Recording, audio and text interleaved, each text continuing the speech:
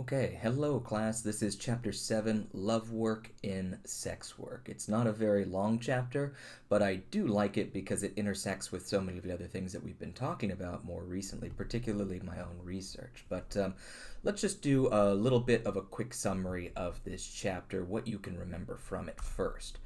So this chapter is talking about sex tourism and what we call sexscapes. So just if you haven't heard of sex tourism before, I've got this little definition here. Sex tourism is travel undertaken primarily or exclusively by men from developed countries, usually to third world countries, for the purpose of engaging in sexual activity, often of an extreme, forbidden, or illegal nature. Sometimes this is with underage women, sometimes this is different kinds of sexual acts that may be illegal in their home country.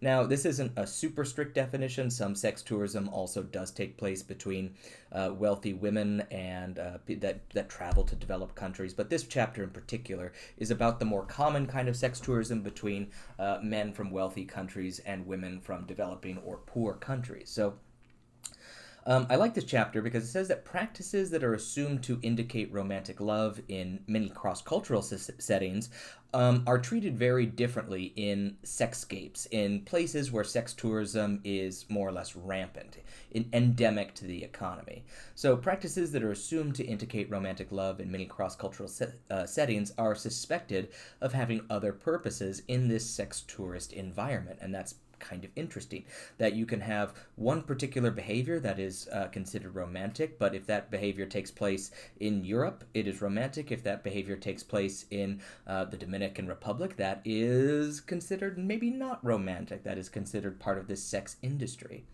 And in particular, it depends on who is doing this behavior. So, sex and love between foreigners and Dominicans is sort of the subject of this paper. Marriage in a tourist economy, especially in an internationally known sex tourist destinations such as the Dominican Republic, and this applies to other places. I spent a lot of time in Southeast Asia in places like Vietnam, Thailand. These are also considered very much sex tourist destinations, particularly Bangkok and Ho Chi Minh City. But so I've encountered some of these issues. But marriage in a tourist economy often has nothing to do with emotional driven love or romance. And that gets at a lot of things that we've been talking about. So sexscapes are characterized by this international travel from the developed to the developing world, the consumption of paid sex, and massive inequality. And we'll get to some of these intersections later. Let me hear from you. I want to hear what you got out of this reading. So, what was your initial reaction to this reading? Was there anything that surprised you about it? Did you read? Did the reading change any preconceived notions you might have about sex workers? Oftentimes, people have preconceived notions. And for you, what was the most important lesson of this reading pertains to our course? I'm obviously going to give you my input too, but I want to hear from you first. Okay, so going into this reading a little bit more, let me move my head. This is just one chapter of a much longer book, a longer ethnography that you have see here on the right. What's Love Got to Do with It? It's a really good book, and you can pick it up for just a couple of bucks from Amazon or some other place used. I really like it, but it goes into more detail. Is marriage in these places for these impoverished women?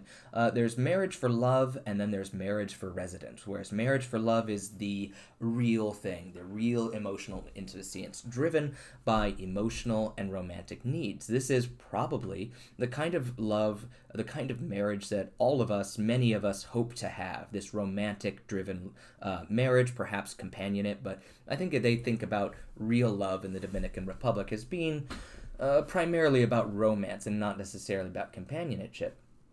Whereas marriage for residence is driven by strategy and financial needs. A lot of these people are barely squeaking by, if not in dire poverty, and they think, why waste a marriage certificate on romantic love when it can be transformed into a visa? And many of these women do transform romantic feelings, romantic love into a feeling, or I'm sorry, into a visa for another country. They might do this multiple times over their lifetime, in fact.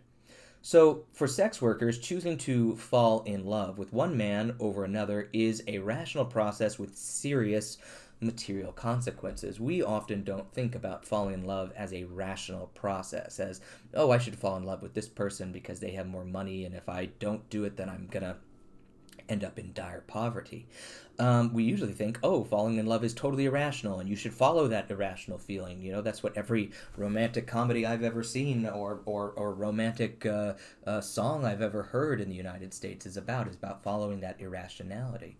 But for these people, they can't do that. They need to try to have the most romantic relationship possible, try to act in very romantic ways to build that romantic feeling in their people that they are sex partners with, trying to get that visa, trying to get the other person to fall in love with them, and ideally they'd be able to fall in love with them too, although that doesn't seem to happen very often. So it gets at this question that I've always had about romantic love. Is romantic love a luxury?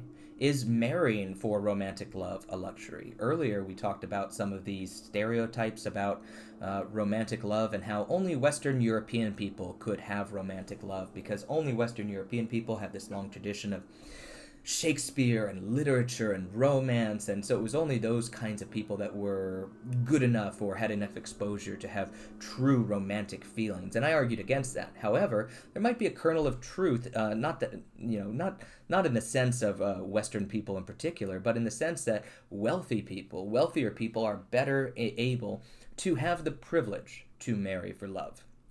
And I think I've definitely found that to be true in the United States for among social groups, things like that I have noticed. But I think it's very much true in South Korea, where my lower income men certainly don't have the ability to fall in love with certain people because they don't have the money to support them, and definitely the lower income women who their only ability to move up the social ladder is through marriage. And so falling in love with somebody and marrying for love is something that only a few women can afford to do. And it's also something only a few men can do. So I want to hear your opinion. What do you think? Is marriage for love a luxury? How do we think about that? And maybe this wasn't true. It's important to point out that this wasn't true during the time of foragers, when everybody was a forager and there wasn't a great deal of inequality. At that time, you could probably just marry whoever you wanted to because your quality of life and your ability to move up and down a social ladder wasn't dependent on your economic status or the economic status of your sexual romantic partner. So as the global economy expands, as more and more things, we've been talking about this, are brought in to the marketplace, as you know, you've at this point already watched these videos. I'll go to the next slide real quick. You've watched these videos about how in the past, feelings of attachment to your family were not on the market, but now they are. So more and more things are coming into the marketplace, and by being commodified, we've been talking about commodification, by being commodified, they also create unequal access. People with more money are literally better able to feel a universal human emotion like love. Oh, do you want to feel love? Well, you're going to have to pay for it. It's a little bit like healthcare. Healthcare used to be seen as a human right, and most people had more or less equal access to healthcare, certainly during time of foragers and certainly during other parts of American history. But now that's very much not true. We have very, very massively unequal access to healthcare. And this is not just happening in the world of healthcare. This is not just happening in the world of housing, transportation, all these things that we know inequality changes access to, but now it's starting to happen to basic human emotions. Whether or not you will be able to fall in love is starting to be dictated by how much money you earn. And I find that really interesting, and I'm interested to hear your opinion on it.